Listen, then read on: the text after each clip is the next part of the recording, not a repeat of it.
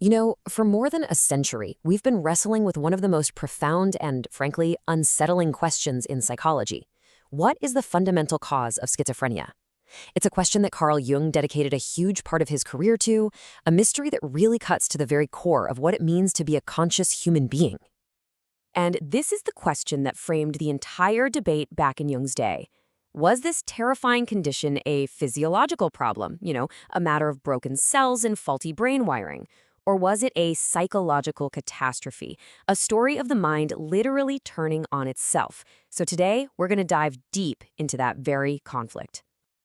All right, so here's how we're going to break it down. We're going to follow Jung's own intellectual journey. We'll start with the standard medical view of his time, then explore his radical psychological ideas, look at his mind-bending theory of psychosis, and finally, see how it all led to the therapeutic approach that really defined his life's work. To really appreciate just how radical Jung's ideas were, we first have to get a sense of the landscape. What did everyone else believe at the time? Well, in the early 20th century, the medical world was pretty much unanimous. The consensus of the doctors, as Jung called it, was that schizophrenia had to be a physical disease of the brain. But here's the kicker. This was the consensus even though, as Jung himself points out, they couldn't actually prove it. There was no specific evidence of damaged brain cells. It was really just an article of faith that the cause must be physical. But then, working at the famous Burke-Holtzley Clinic, Jung and his mentor, the great Eugen Bleuler, who, by the way, actually came up with the name schizophrenia, they started to develop this totally revolutionary counterargument. And this is a really crucial distinction that Jung makes. He isn't necessarily arguing, at least not yet, that the initial cause is psychological. What he's saying is that the symptoms, the delusions, the hallucinations, that whole terrifying inner experience of the patient, that stuff is overwhelmingly psychological. It has a meaning, it has a logic, it's something that can be understood. And that leads us right to this core concept, psychogenesis. It's the simple but incredibly powerful idea that a condition can be born from the psyche itself, from our emotional conflicts, our traumas, the whole internal drama of the mind. And this was the new lens through which Jung started to look at schizophrenia, searching for the story behind the symptoms.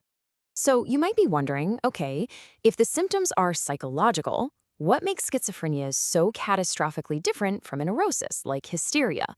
Well, for Jung, getting this distinction right was absolutely everything. The contrast Jung draws is just stark. It's night and day. In a neurosis, the personality is under a lot of stress, but it's still fundamentally whole. There's a conflict, sure. The ego is fighting to stay in control, but the basic unity is still there. In schizophrenia, that unity is gone. The split is absolute. The very foundations of the personality have been shattered. It's not a civil war inside the psyche. It's a complete collapse of the government. And Jung gives us this brilliant metaphor to make it crystal clear. He says a neurosis is like a cracked mirror. The image is distorted, sure, but it's still one reflection. Schizophrenia, on the other hand, is like a mirror that's been smashed into 1,000 splinters, each one reflecting some tiny disconnected fragment with no connection to the others.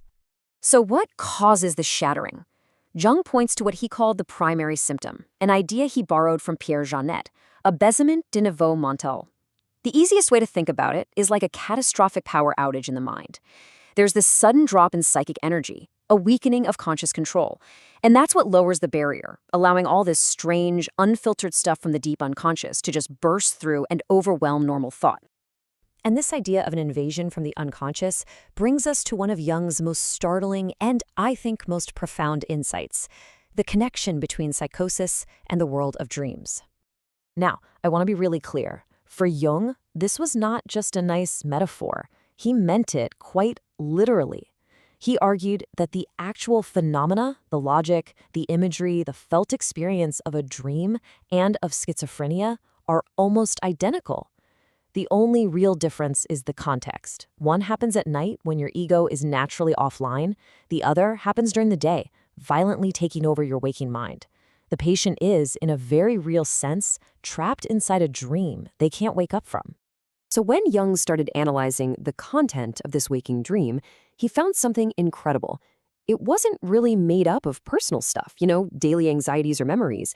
Instead, it was dominated by what he called collective material. The visions were like what ancient cultures called big dreams, these powerful encounters with archaic, mythological images and figures that seemed to have a life of their own. This wasn't the patient's personal story. It was the story of humanity itself, bubbling up from the deepest layers of the psyche. And the term Jung gave to these universal patterns is, of course, the archetype. The crucial thing to understand is that these are not inherited ideas, but inherited forms or patterns of thinking. They're like psychic instincts. You can think of them as the universal grammar of the human mind, and in schizophrenia, the patient is witnessing these foundational structures of reality emerge directly into their consciousness. So this brings us all the way back to our original question. Is it the brain or is it the mind? After laying out this whole psychological case for the symptoms, Jung still had to wrestle with the sheer biological catastrophe of the illness. And this led him to a speculative but absolutely fascinating synthesis. Jung came up with this hypothetical chain of events. He thought, what if it starts with an intense psychological event, a profound emotional shock? This shock is so intense that it literally overwhelms the brain's ability to cope. Under this immense pressure, the body might actually produce a specific physical toxin. And maybe that toxin is what triggers the catastrophic drop in mental energy, the abaissement, that allows the whole psychic structure to just shatter. So after decades of work, Jung's final position was incredibly nuanced. He said, look, he leaned towards a psychogenic cause being more probable. The story starts in the mind. But he never fully dismissed the physiology. He brilliantly speculated that the psychological event itself could be the very thing that creates the physical problem, perfectly bridging that gap between mind and brain. But at the end of the day, for Jung, all this theorizing wasn't just an academic game. It all led to one single overriding practical and moral conclusion about how we should treat people suffering from this. And this is the heart of it right here. This is Jung's core therapeutic principle. He said, look, it doesn't matter if the ultimate cause is a toxin or a trauma. The path to healing lies through the patient's psychological experience. To dismiss their visions as just meaningless chemical noise is to completely abandon them. The therapist's job, their duty, is to enter that world with the patient and help them make sense of it. This became Jung's guiding principle, his therapeutic North Star. He made a conscious choice to adopt a stance of radical hope, to treat every person as if a psychological cure were possible. Because in that very act of engagement, of taking their inner world seriously, that's where the best, maybe the only, chance for healing can actually begin. So what does this actually look like in practice? It means you treat the patient's story with a deep seriousness and devotion. You help them see the universal, archetypical meaning in their personal visions, which can make them feel less alone. You use tools like art or analysis to help them give form to the chaos. And ultimately, you're equipping them with psychological knowledge, empowering them to become an active participant in their own healing journey. And so we're left with this final, powerful question that's really at the heart of Jung's entire project. He showed us that the human psyche has depth so profound they can literally shatter the conscious mind. But he also held out this incredible hope that by courageously facing those depths, by learning to speak their strange, archaic language, we might just find a way to help put the splintered pieces of that mirror back together again.